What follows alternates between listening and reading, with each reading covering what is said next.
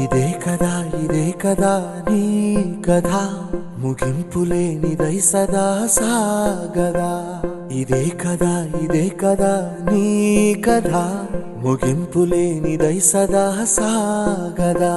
నీ కంటి రెప్పలంచున మనస్సు నిండి పొంగిన ఓ నీటి బిందువే కదా నువ్వెతుకుతున్న సంపద ఒక్కొక్క జ్ఞాపకానికి 100 ఏళ్ల ఆయువుందిగా ఇంకెన్ని ముందు వేచనో అవన్నీ వెతుకుతూ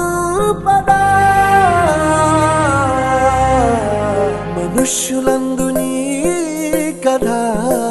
మహర్షిలాగా సాగదా